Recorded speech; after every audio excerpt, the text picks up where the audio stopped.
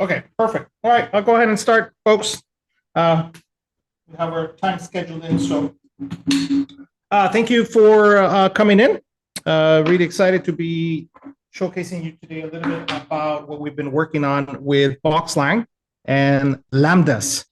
So just to introduce myself, my name is Luis Majano.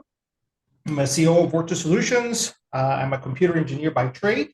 I was born in beautiful El Salvador, raised in the US, and now I am in Spain, leading our expansion here in the EU, and creator of all things Box, as some have called me. All right, a little agenda for what we're going to be seeing today is two parts. The first part, we're going to be talking about serverless, the what, the why, the when, the different providers that are available to you when you want to work with Lambdas, use cases, real life use case that we had at Ortus, some best practices that I want to leave you. And of course, the next part would be how to actually create the Lambdas using BoxLang. So we're going to focus today on AWS Lambdas, okay? Not on other providers. And I would be kind of interesting for those that are attending here to kind of see if you guys are already working with Lambdas. So maybe see if I can do a poll. Majo, do you know how to do a poll? I saw one very poll. Here we go. Poll here. Here we go. I had it prepared. Working with Lambdas.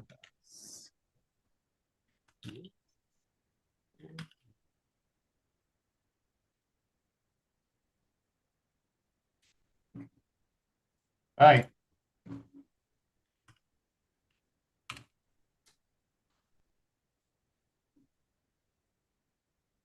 Let's see if we can see it. Launch. Yes, I can see it. All right.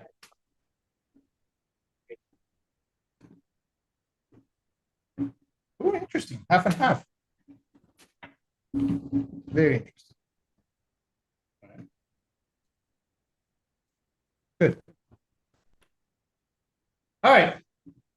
Do another poll later on. Put it to my side. So basically, to start, we want to go over a little bit of what serverless is, what we get, and how we're going to be working with Lambda. So AWS Lambda services is what we're going to be focused on. This is a very simple diagram. I don't know if you actually can see my pointer. No, there's a pointer available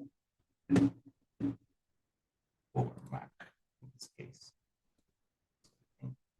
Click my pointer here.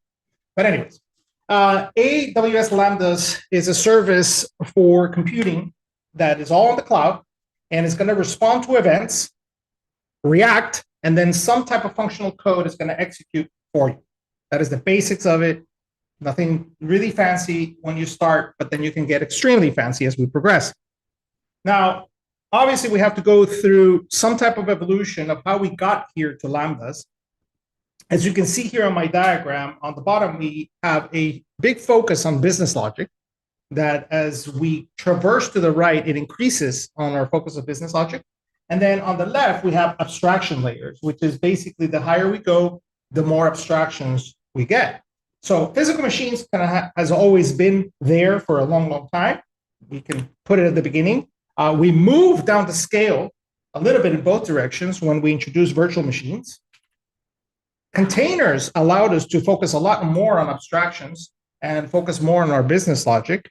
And Lambdas is basically at the top at this point, and there could be more coming soon in the future as providers also get more fancy, right? We can start getting into maybe thinking about AI chatbots as the next evolution of Lambdas as well.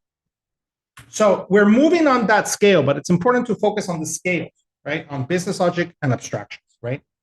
Now, serverless, as it's denominated or called, revolves around execution patterns, okay? So we're going to be talking a little bit about different execution patterns. We can have API-driven patterns. That means that we're going to be exposing our serverless architecture as an API.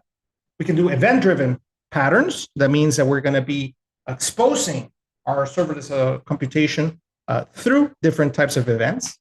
We can also do data streaming patterns, okay, such as reporting as well, and then scheduling as well with the combination of other services in AWS. So there are many different patterns that will be allowing us to execute serverless computing. Now, key points about serverless, okay?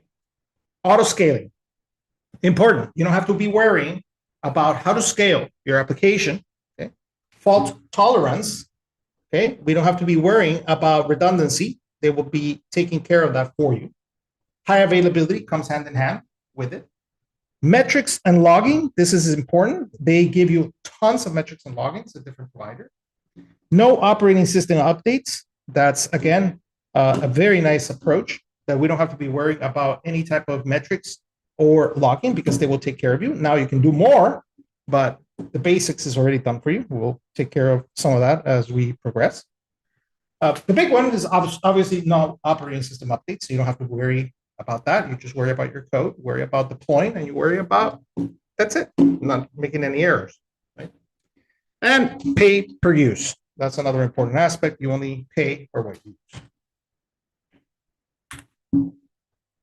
All right. Fine-grained pricing is an important aspect of AWS Lambdas. You never pay for anything that's idle. Okay? There's a free tier in AWS, which allows you to actually have 1 million free requests per month. That is a lot, ladies and gentlemen. I can attest, and we'll tell you a little bit about how we've used it.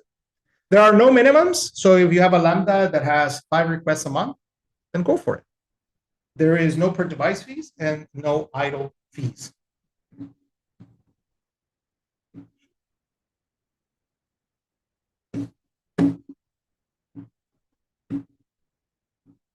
I think I lost my pointer. 1 second.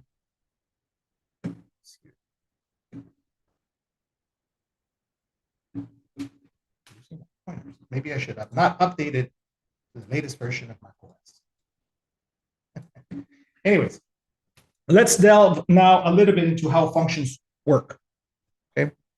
Obviously, you're still involved. There's no AI overlord still doing your job. You still have to do it for now. You will upload that function, whatever you code, into the system that AWS offers, and there's many of them, and we'll go through them. Whether it's manually or through CI. Then once that is done, you're going to define a function trigger. Okay, that could be API calls, it could be events, it could be some type of schedule. Okay. Once that happens, the function will execute. Now, there's all kinds of things that we have to consider for function execution. Okay, from things that you're going to be starting to know, which are stateless, okay, cold starts, timeouts. Okay, so some new vocabulary is going to come out when you are executing these functions. Now, there are many different providers for serverless. We're focusing today on AWS Lambda, but there's more providers. There is Google Cloud Functions. There is Azure Functions. There used to be IBM Cloud Functions. They are now deprecated by IBM, which is unfortunate, but I just found out. And Apache OpenWhisk is available as well. Okay. At Ortus, for the runtimes that we're working on, Google Cloud and Azure Functions are next for us. We've been working on getting the course stables and all the releases that we've done before we venture off into different runtimes, but they are coming next. All right, different language implementations, of course. As you can see from this little cloud, you can see Node.js, you can see Ruby, you can see PHP, Python, .NET, and Go. No CFML. For those that come from a CFML background, there was an attempt at one point by Pete Freitag to create Fuseless, which is an implementation for CFML. Has lots of issues, obviously, because of the server paradigm that Adobe and Lucy have created their engines on. Now, obviously, for us, this is different. We actually targeted multiple runtimes where we designed BoxLang from scratch. So we do have a language implementation that is native to AWS and any other provider. Now, before we start delving into the nitty-gritty of AWS Lambdas and serverless, one of the core concepts of serverless that has really, really helped us is focus. This is something that is so important when you start building serverless applications, is that usually a function is a unit of work, okay? Just like a function denotes, right? Is a unit of work. It should not be a God function, right? It should not be doing, 50 things at once, right? So all those different types of patterns still apply when you're deploying AWS Lambdas. So let's talk a little bit about common use cases. REST is one of them. This is really was a surprise to me when I started working with Lambdas. And then it kind of just all made sense. Okay? And we use this for REST at Ortus, and we're going to start building even more REST applications based on Lambdas due to its power and price. Data processing, you can use this purely for data processing and computations on the cloud. Amazon Alexa, of course, if you can integrate skills, you can build them all in functions. IoT devices, so if you are managing a swarm of IoT devices and you want them to basically send you real-time data, you can send them into functions. You can have the concept of scheduled tasks in AWS Lambdas combined with AWS Bridge, okay, Event Bridge. So you have to combine it with another service. Code executions, which is actually our use case that we're going to go over. And of course, now we're in the age of chatbots and AI, and that's a great also ability for you to have as Lambdas. I love designs and I love diagrams. So let's go through some of them so we can see how we can actually work with Lambdas. So here's a typical example of some real-time file processing. You can see in the center, there is the AWS Lambda. In front of the Lambda, there is an API gateway. Okay, and this is another service that AWS offers. That could be also a load balancer. So it doesn't have to be just an API gateway, but in our case, it's an API gateway. So that can expose different services to the external world. And that API gateway will act as a proxy. It will receive requests from the outside world through those services. It will invoke your Lambdas, and those Lambdas are going to give some type of response, and the API gateway is going to send those response back to the caller. Okay, that Lambda can then focus on doing its job. It could be, for example, grabbing a template file from S3, filling out a new invoice and creating a PDF and storing it in S3, storing logs, and then storing responses. So this is a very, very typical approach to using Lambdas. Here's another one for REST. Okay, so you can actually build a complete RESTful service, okay, using Lambdas. Okay, you can create, in this example, 5 different Lambdas that can listen to 5 different events, okay, all basically talking to a specific database or none at all. This could be through a load balancer or through the API gateway. Okay, but the concept is that you define your RESTful services, you deploy those Lambdas, and then you act upon them. Here's more examples. Here is a more complex example showing a whole slew of AWS Lambdas working in unison through event handling. Okay? So you can have, starting from left to right, you have some buckets that have different types of documents, and you have different Lambdas that basically all they do is basically listen to those documents. And you have 3 Lambdas, one for JPEGs, one for documents, one for PDF. And they are extracting text in this example and putting it in another bucket. And then once that bucket is detected by the split files, it's going to detect it and put it into another bucket for queuing. Okay. You can have also Amazon recognition there for images and labels. Then that could basically add it to a queue, which basically is processed by another Lambda. And then there's Lambda analyzers that are basically trying to comprehend your text and entities and maybe even sending some metadata to Elasticsearch. So this now gets into the area of complexity as you start basically creating all kinds of an ecosystem listening to specific events, but extremely powerful and decoupled from each other. Now, like I mentioned before, you can do scheduling with AWS Event Bridge. It's really easy. You follow their interface to actually do some type of trigger on a specific repeatable schedule, and then it will call your Lambda function. Very easy. All right, let's get to some more meat here. For us, how we started playing with AWS Lambdas was because we wanted to build a BoxLang code playground. And this is try.boxlang.io. You can actually all go right now to it, and you can see it. And this is basically our playground. And our playground was built completely on AWS. And we started with a design, and we said, okay, how can we play? And we said, okay, we're going to do try.boxlang.io as a mini server site, very lightweight, extremely fast. And we want to code here. We want to create some type of nice little editor. And then we want to send that in to our Lambdas. So in our case, we didn't do an API gateway. We went extremely, I would say, low key. We just introduced an AWS load balancer. Okay, so the load balancer is based off of AWS. It basically just makes sure that we have an SSL certificate that's endpointed in AWS, making sure that requests are SSL, right? It does some type of WAF inspection, so somebody's not trying to hack the Lambdas. And then basically the load balancer comes in and sends it to the specific function group. In our case, it's our BoxLang Lambdas that we've generated in our code. Extremely lightweight. As you can see, they're about 8 megabytes in size. Actually, they're getting smaller by the day as we start removing and fine-tuning the runtimes. And then basically that executes the BoxLang source code that we sent in and sends it back to the user once it's complete. So this is actually how we basically started and said, this is the flow that we want. Can we make it happen? Right? And we did. So that's pretty exciting. It is our internet playground for BoxLang. It was our first production BoxLang application. It is powered by our mini server and AWS Lambda runtimes, all based on containers. So it's basically one microservice calling Lambdas.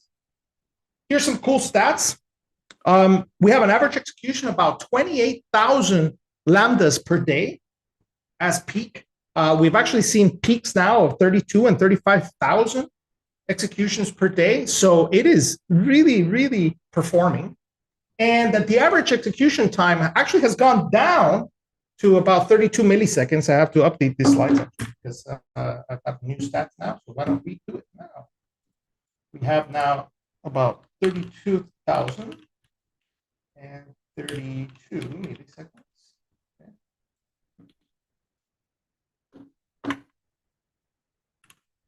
So we're really seeing a very good performance of BoxLang on Lambdas, okay? And here's our monthly bill up to December 2024. Actually, I have to get a new screenshot, but it's still $0 and 0.0000000 cents. And this is incredible because we still have not reached the 1 million requests, and we have a lot of requests. But since we only pay for what we use, we still haven't reached that threshold. So it's pretty exciting, and it really has changed all kinds of things for us in order to think about how do we build more Lambdas. All right, let's move on now and talk about best practices. So this is something that we have learned throughout the year of building with AWS Lambda. And the first one is very, very, very important. The code is stateless, okay? You have to remember this. Anything that you put inside of it will be blown away, okay? You're never guaranteed. So leverage external services. That can be S3, Elasticache, RDS, etc. Anything that you want to persist from your Lambdas have to be going to some type of external service. You also have ephemeral disk capacity, another important aspect. You get 512 megabytes by default of disk space, okay? You can get all the way to 10 gigabytes if you need, but you pay actually even higher prices if you actually maybe, for example, use just S3. So think about that. Max timeout. Very, very important. By default, it is 15 minutes, okay? Lower it to your convenience or pay a price for it. The more it runs, the more you pay, okay? So for example, for our BoxLang Lambdas, the maximum I believe we set is about 50 seconds or 30 seconds, something like that, something very low. So control it, but then your Lambdas will die and kick any of that code to the curb. Okay, so important. All right, more best practices. Concurrent executions, you get 1,000. Okay, this is how many concurrent executions you can get unless everything starts queuing. That's why adding a load balancer is important. Okay? Beware the cold start. Okay, now, granted, we have done the majority of the hard work for you in BoxLang to avoid the penalty of cold starts. However, there are more techniques and more things that we're working on to further improve this. Okay, we're going to be adding to our template an ability to actually pre-compile your code as well. So you're only going to be sending BoxLang compiled code to the Lambdas, which is going to accelerate even further your application. But when you're building your applications, I would also suggest that you use static constructs to avoid the recreations of things per request, or use singleton objects as well. Okay, we have all those capabilities in BoxLang. Use them. Payload size, also very, very important. Okay, requests have a maximum of 6 megabytes, synchronous, and 256 kilobytes asynchronous.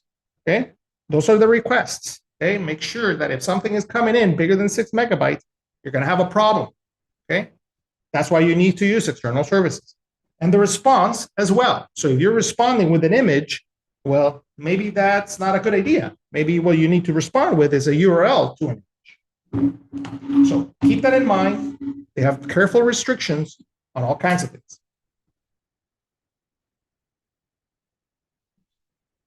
Logging and metrics. Use them. It's already included. You don't have to pay anything super extra for them, but I would suggest you enable a bunch of things. As you can see from the screenshot, enable Lambda service traces. Okay, this is important in order to actually help you track all the different paths to a request. Enhanced monitoring, also important, turn it on. Okay, and if you're using a load balancer, which I actually found out the hard way last week, and I haven't added a slide on this, but I would also recommend that you actually add logging to your load balancer for connections and for proxying. Okay, if not, good luck. It would be very, very difficult to find issues. So I recommend that you turn also on the load balancer, just so the recording is stored here, that you turn on access logs and connection logs in the load balancers. The same will go for the API gateways. Turn on everything that you can in order to see what's going on inside of your applications. So it is a wealth of debugging data that is available to you. It gets pretty overwhelming, let me tell you, but once you get into it and you start learning it, there is an extremely amount of data that is very, very useful. All right. Another area that is very, very important to note is deployment limits. By default, your zip file or your jar file cannot be larger than 50 megabytes. And this most likely was one of the main reasons, not all of them, because there's many reasons, why we can never get CFML to work, because it's a big model. So with us, it is extremely easy because we only have about 6 to 8 megabytes for the entire runtime. So we're very, very well there in that sense. You can actually have also a 250 megabyte quota when it's unzipped. So you have tons of size capabilities for you to have Lambda applications. Like I said, you should focus your Lambdas. So they should never really go up of 50 megabytes. Now, recommendations, obviously create a fat shaded jar. This is what we've done. And what you can also do if you're actually embedding all types of jars, we can show you how to do that as well in our templates. You can also use container images if you wanted to, which can have a little bit of more sizes. And of course, our BoxLang template, which has all these capabilities built in for you, and we'll be showing that as well. But remember, focused work units is what you want. All right, power levels. This is one of the, I would say, the most important configuration item to note when working with AWS Lambda. I had no idea. It was actually exposed to me at a conference by a friend that we are north called Joachim. I butchered his name totally. I'm going to call him his Latino name, Joaquin. And he basically showed us how Lambdas, you don't get to choose a CPU. You get to choose the memory, which is very tricky. The more memory you have, the more CPU you get. That's the way it works. Also, you start off with 128 megabytes, not BM. I gotta change that. Megabytes. Okay. And then you can go all the way up to 10 gigabytes in 1 gigabyte increments. We recommend that you start for staging, you can start off at 1 or 2 gigabytes. And definitely for production, move into the 4 gigabyte area. And you will get a good chunk of CPU. I can't remember how much it was, but it's a very good sweet spot. Now, if you are into the process of getting charged, then I would also recommend that you use ARM processors and not its 86 processors. And it's because they're way cheaper. Okay? And I think this is the way that Amazon is trying to make it more affordable by allowing you to use their ARM processors and get a nice little discount. Now, if you are into deploying your AWS Lambda applications and they are considerable traffic and you are paying a lot, I would then recommend that you use this application called the AWS Lambda Power Tuning app. And this will basically help you figure out what kind of power you need for your application. Very geeky, but very nice. All right, another important tool when you start working with serverless is SAM. So SAM is a CLI tool that is built by Amazon. I really recommend you install it. It is a template-driven resource management model. So fancy words for infrastructure as code. It supports pretty much anything in AWS. You can say, for example, from my screenshots, SAM local start API, and it will start that API. SAM local invoke and the name of the function, and you can even pass it an event file, and it will simulate your functions. Totally recommend this when you're working with serverless, so you don't have to wait and deploy to see if your functions actually work. Okay. All right, we've finished part 1, which was our introduction to AWS Lambdas and serverless computing. And we'll move on to BoxLang. But let me check here if we have any questions so far.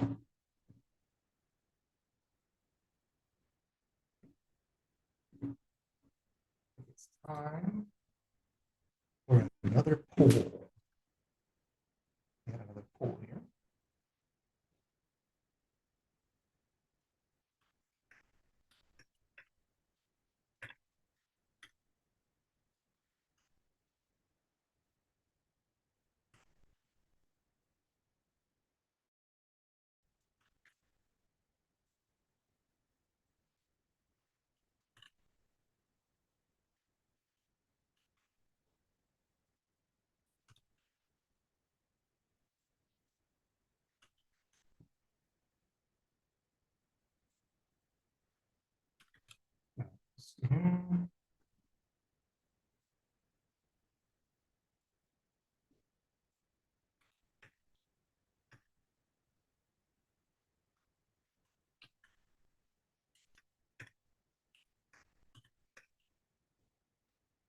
Okay.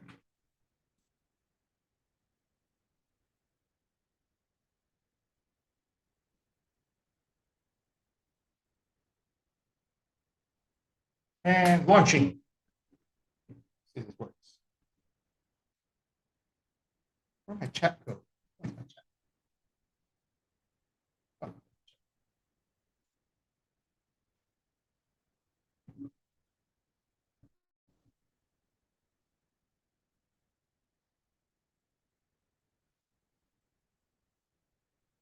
Okay.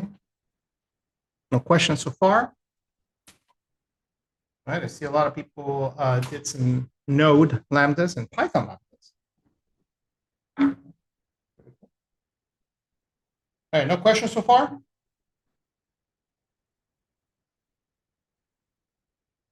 All right, I'll move on.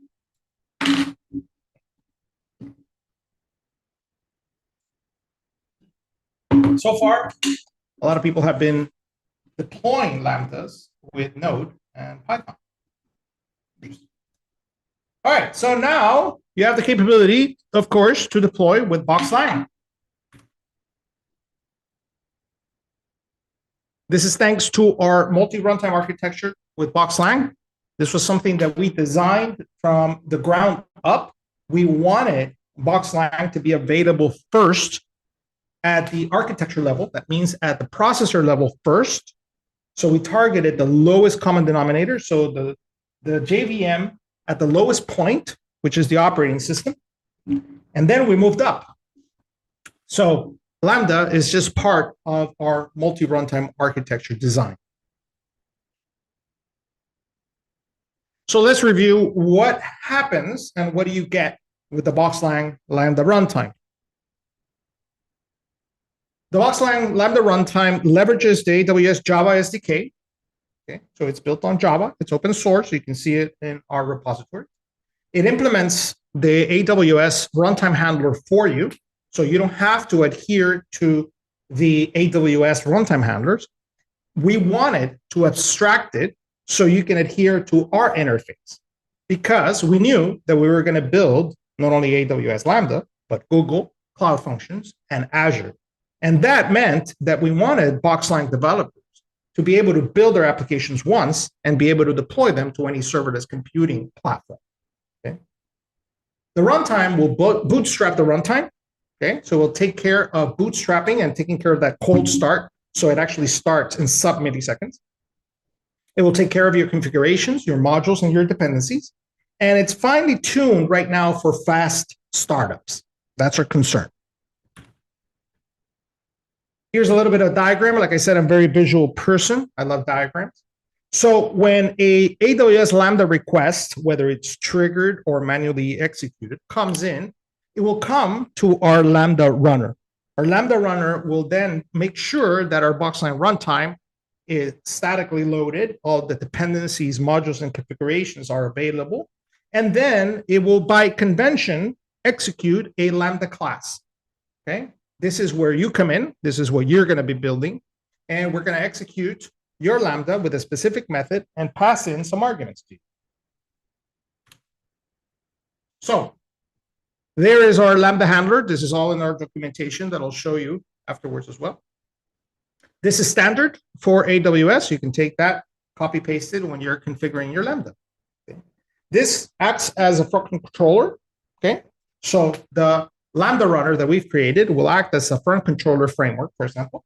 It will inspect incoming requests to make sure that things are kosher, to do automatic logging and tracing with whatever facilities are available to it. Automatic error handling is also available. Okay, it will be done for you. And it will delegate to the appropriate BoxLang class and function. And we'll go a little bit deeper on how it does that. And it will do the automatic response handling for you according to the semantics of AWS Lambda. So you don't even have to worry about all the very tricky semantics about returning responses to AWS Lambdas. We've abstracted all that for you. Now, for BoxLang handlers, okay, you're going to implement them as BoxLang classes. Okay, so one class by convention, the lambda.bx, one method by convention, run, and you receive 3 arguments: event, context, and response, and we'll go through them. And then you can also have one optional application.bx, and this is available for you just like a normal application. So you can do your life cycles, you can activate framework features, you can use ORM if you wanted to on a Lambda. Okay, you could use all kinds of anything that's available to an application BX is available to your Lambda. All right, let's see some code here. So here is the BoxLang Lambda. It is a class, as you can see, very simple class. One function with a run and the 3 arguments. Event. The event is a structure that simulates the incoming request. Now, we decided to keep it as a structure because it's moldable and flexible depending on which provider you are on. So for AWS Lambda, you're going to adhere to the AWS Lambda event structure. If this is cloud, Azure function, cloud functions from Google or Azure functions, it will be out of a different type. Now, eventually, we might have some type of commonality or some type of object to abstract that, but for the moment, it is a struct. Second, you receive a context object, and this will definitely be tied to the implementation that you're running. Okay, so this, in our case, it will be the AWS context object. And then a response. So the response is ours, is our runtime, defines a typical response already for you. Okay, you can use it or not. Now, what can you return from your Lambda? You can return nothing, and then we'll use the response object. Okay, you can return a simple value, or you can return a complex value, and we'll take care of building the response for you. Okay, in this case, when you're seeing the code, I'm basically taking in and saying response.body, and I'm creating a structure for the body, and then I'm putting the status code to 200. That's all I'm doing.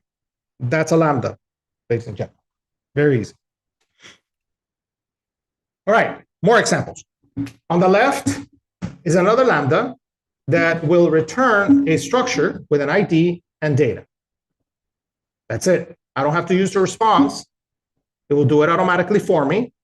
Okay. On the right is a simple example, which basically just returns strings. In this case, it just says, hola mundo, and that's it. That's my Lambda. Okay. So you have a choice. You can either use strings as return values, complex structures that will be automatically serialized to JSON, and use our response object. All right, here is a typical BoxLang event struct. Like I said, we're going to try to formalize these into an object later on in the future as we start producing more runtimes. For the moment, it is a structure, and it will include all the different things that your Lambda was executed with. So you can use it with the raw elements if you wanted to see which method, if you wanted to see which request ID, etc. Okay. Now, this all depends on the provider. Like I said, I put in some URLs here for you to actually inspect these and see what they are. Now, the Lambda context object is a Java object that you receive. It's also incredibly well documented. I put the link for it as well, and the path for it, and several of the methods that are useful. Okay. You can get the function name, which is the name that you registered that function with in the AWS console, which version you're using, okay, et cetera, et cetera, et cetera. Very useful information. All right, let's look at the response object. So this is the typical response object that we will take care of building for you. Okay, we model it with a structure, and you can manipulate it as you see fit. Okay, status code, you can just put in the status code. You can add headers. You can do your own body if you wanted to, cookies, etc. But the idea is that we abstract this for you, and we'll take care of it.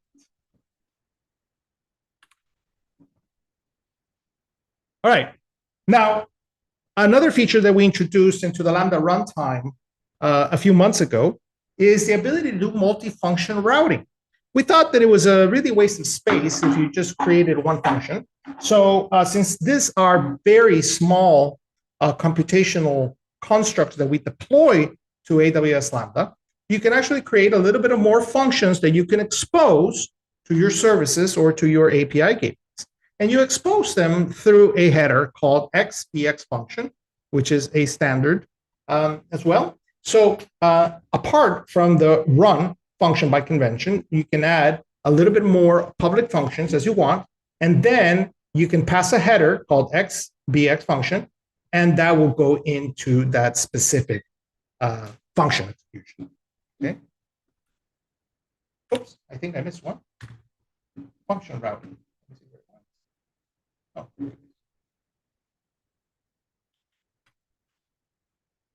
Talk about this one because we actually added this right now on the last version. So this was added on version 1.2 of the runtime, which is the last bullet. So it's not coming, it's actually here. So routing, this will be class routing. Here we go. So what this will allow you to do is that by convention, if you do a route by that specific class, it will do class name.bx, right? And then it will execute the root function. Okay, so what we've done in the latest version 1.2 is that we are going to detect if an incoming route okay, is being passed like slash, typo, class name. In this case, slash, and then something called, for example, products. And it will look for a products.bx inside of your Lambda and execute the run function. And then you can even combine it with the xbx function header, and then you can actually route to a specific class name and a specific function in that class name. So this just gives you tremendous flexibility when you're starting to build your Lambdas, because these BX files are very tiny, and you can build a nice little RESTful service with 2, 3 of these Lambdas as part of your package of distribution. So all this is available to you as a version 1.2. All right, and we get into the Lambda template. This is kind of the last part of our session today, is to show you what it includes, where you can find it, and how to get started with quickly. Ray Camden, our BoxLang evangelist, has also done a great job on documenting as well the process for our Lambda template. Now, the idea behind the template is to create a turnkey for Lambda development. It is still in flux.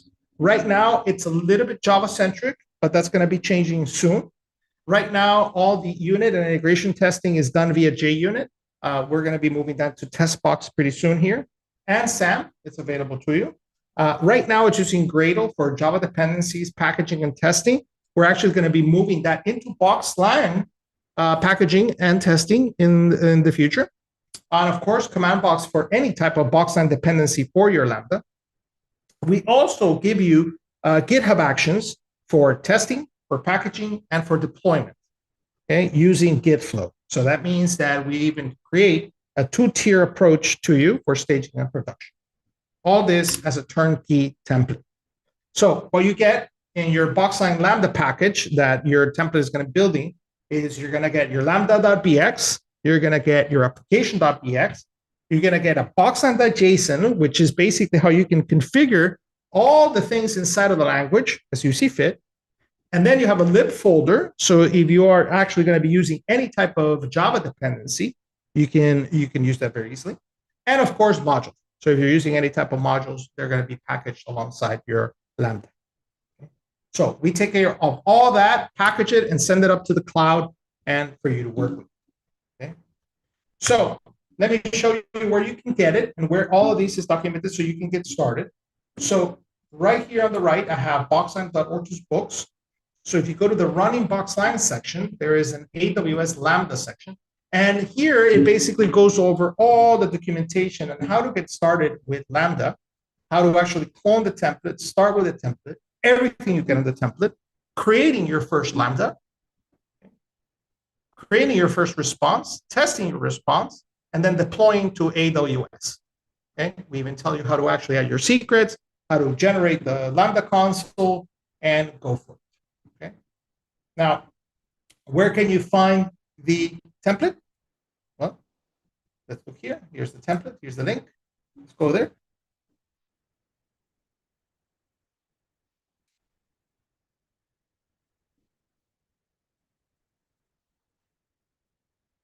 All right.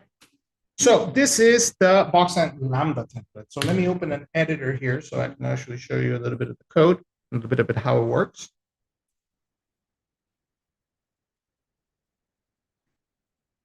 And we're going to be adding a dev container to this Lambda template pretty soon. And that what means is that what I'm doing right now, you're going to be able to actually have a full system in the cloud in GitHub for you to code with. It'll come with SAM, it'll come with BoxLang, and you're going to be able to even code and test your application right there in GitHub, and then basically just deploy. So what do you get here? All right, let me go through it. Like I said, this is a little bit Java-centric still. This is going to be changing. Actually, we might actually create 2 templates. We might leave this as the traditional Java template, and we might create another template just for BX coming soon. But right now, it has the typical kind of GitHub-y stuff. The build.Gradle is the one that's going to be in charge of basically packaging your Lambda, testing your Lambda, doing all kinds of things for your Lambda. It also can define any type of Java dependencies. So that means that if you are using any type of Java applications that you want, you can list them below here. Okay, for example, here's listing Argon, for example, but it could be anything you really want. We give you a change log. We give you some Gradle properties just for you to define, which version of BoxLang you want to be using, the JDK, of course, and then a README. Everything's documented there for you as well. In the Workbench folder, we actually give you some sample events of how these can look like when using SAM. Here's, for example, is an API request. Here's an event example as well, just trying to give you some information. We also give you some shell scripts to work with it, another event JSON for very simple executions, and then a template, which is basically a YAML file for SAM. And basically, it's already configured to execute your code by looking at the distribution folder for your project and executing the handle request. So we've kind of give you the abilities here for you to test using SAM once you actually build your template here. That's in the Workbench. Let's focus on the source. You have the main folder, which is basically where you're going to have your code, the resources folder, and I think this is out of sync, actually, now come to think of it. Let's see, because I know I added a bunch of stuff. Maybe.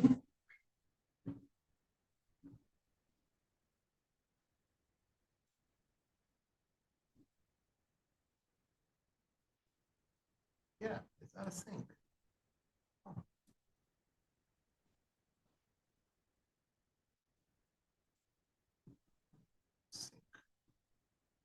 Cool. I'll pull it. Right. I think I missed something when I was talking. Let me refresh. I think this was looking at a snapshot in time.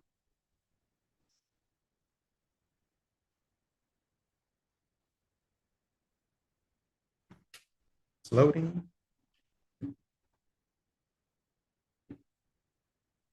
There it is. All right. On the main PX, you have basically all the source files that are going to be deployed in your package. So main BX is where you're going to put your source code. Okay. So here's my application.bx that we give you. Okay. We give you a lambda.bx. So this is going to be that lambda that you're going to be working with. Okay. And then on the resources, we already have the configuration file. So this is how I can configure the entire runtime for BoxLang. This is up to you. Okay. And we've actually pre-configured it with many little details. So for example, we've actually defined already the class resolver cache and trusted cache to be always on. The time zone is linked to the Amazon time zone. Okay. We've added compression, and we've added a bunch of little things that we believe are available or needed for AWS Lambdas according to our runtime. Even, for example, our logging. Our logging is not using files when we're in AWS. We actually use console. So it's actually using the console appenders inside of BoxLang to send everything to the consoles. Okay.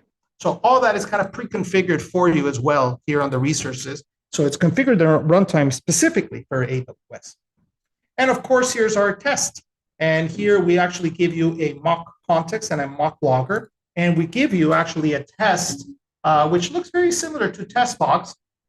So you can actually test the Lambda. So here you can actually execute that Lambda and it will execute your Lambda and verify that it actually works. Nothing for you to, you can do more assertions here if you need to. It's very straightforward. You don't have to know a lot of Java to make this work. But like I said, we are creating a pure TestBox approach as well coming soon. Okay. So this is the repository, very easy. You have all that available to you. And then you run a few Gradle commands and we'll build your distribution and you are ready to roll.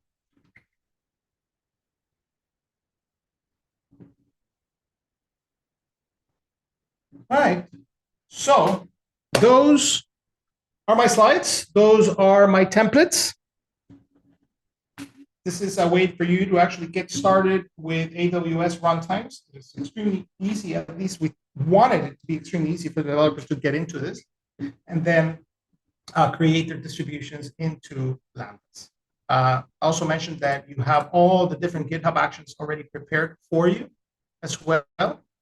So if you look at GitHub, you'll have a test that will actually test your Lambda. Okay. We have a snapshot.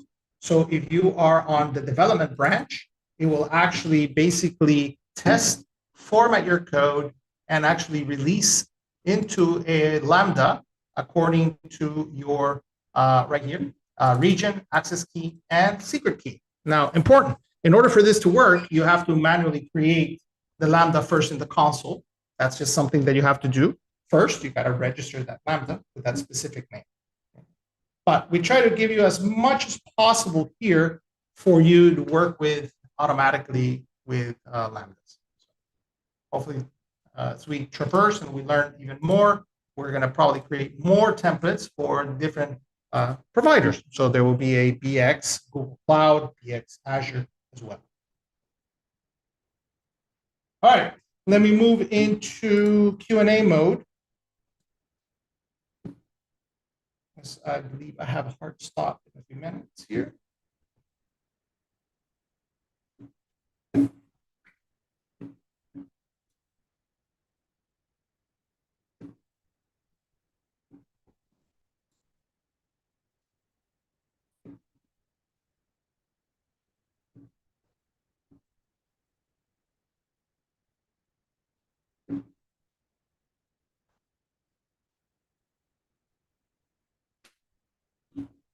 Okay. Anybody have any questions? You can put them on the chat.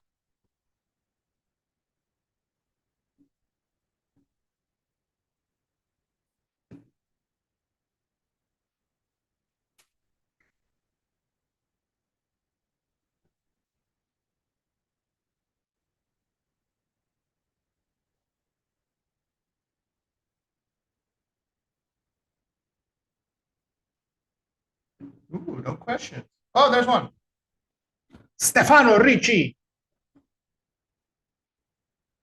You're welcome. Please go try it. I know my friend Joaquin from We Are North is already building several applications and deploying them to production.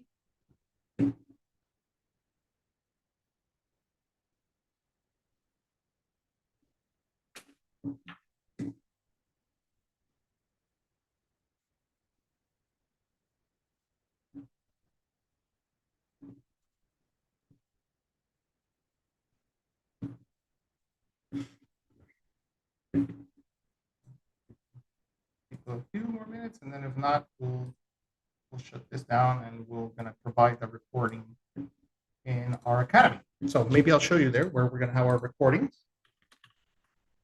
So we have all of our recordings that we're doing for BoxLang available in our BoxLang Academy.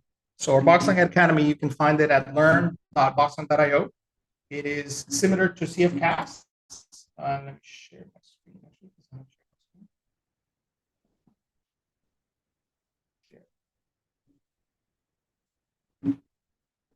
Okay, so if you go to learn.boxlang.io, you can find basically all the different sessions and everything that we're doing, just like CFCast, but specifically for BoxLang.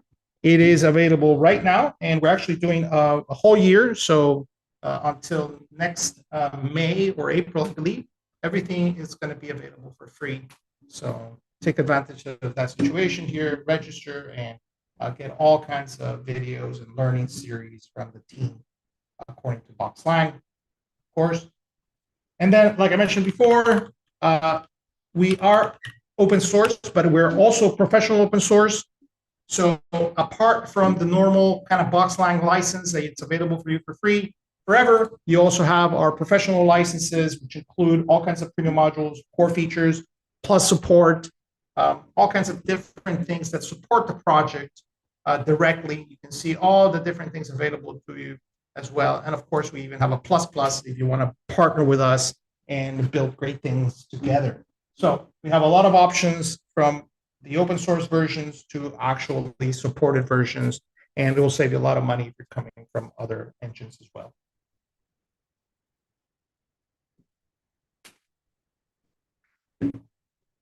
All right. I don't see any other questions. I do not. So thank you very much. I appreciate it. We're going to be posting those recordings on the BoxLang Academy pretty soon here. Thank you, Maria Jose. I'll stop all the recordings and then